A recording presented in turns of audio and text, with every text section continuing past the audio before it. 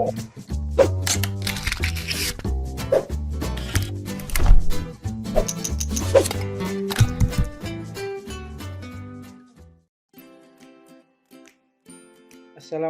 warahmatullahi wabarakatuh. Apa kabar anak-anak Bapak semuanya? Mudah-mudahan kita selalu sehat dan tetap semangat belajar ya. Baik anak-anak Bapak, kali ini kita akan belajar tentang surat Al-Ikhlas. Baik anak-anak, sebelum kita belajar, marilah kita awali dengan membaca doa sebelum belajar. Yuk sama-sama kita baca.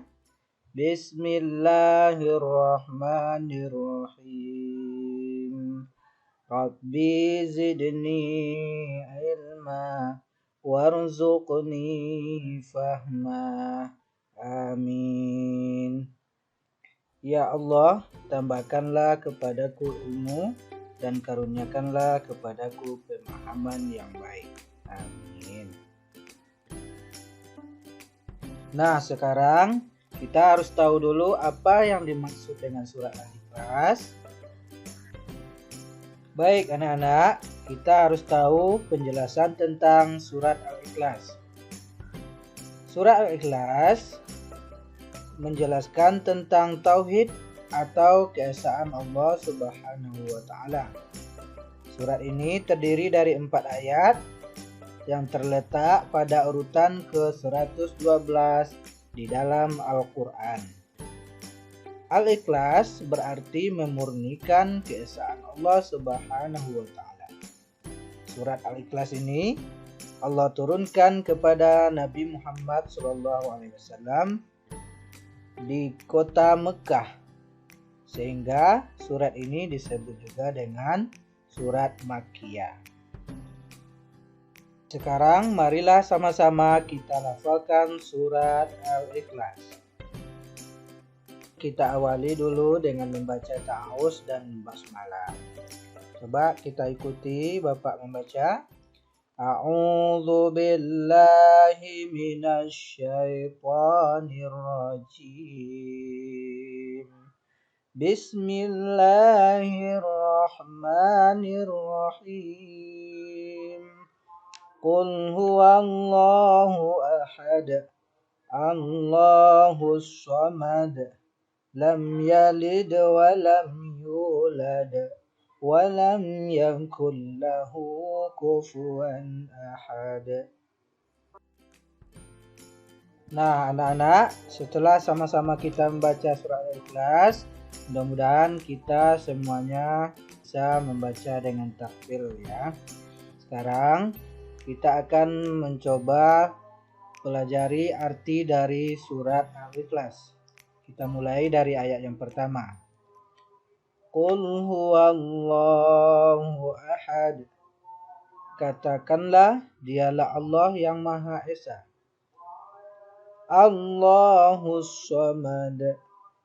Allah tempat meminta segala sesuatu. Lam yalid wa lam yulad.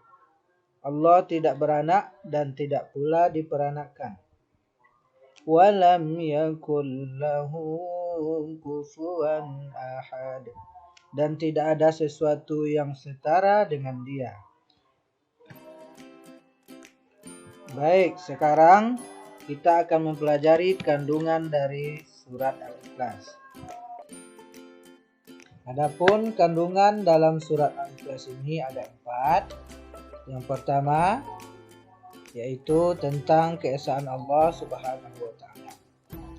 Maksudnya di sini kita harus mempunyai keyakinan tidak ada yang berhak kita sembah selain Allah. Kemudian yang kedua, Allah Subhanahu wa taala tempat bergantung. Semua makhluk yang di bumi dan di langit tempat bergantungnya hanya kepada Allah saja.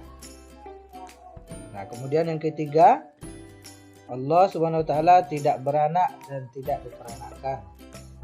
Maksudnya di sini Allah Subhanahu wa taala tidak beranak dan juga tidak punya orang tua. Kemudian ayat yang terakhir, tidak ada yang setara dengan Allah Subhanahu wa taala. Maksudnya di sini kita tidak boleh menyamai Allah Subhanahu wa taala dengan benda apapun.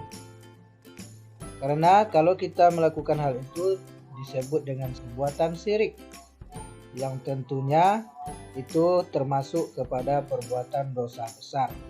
Na'udzubillah min dzalik.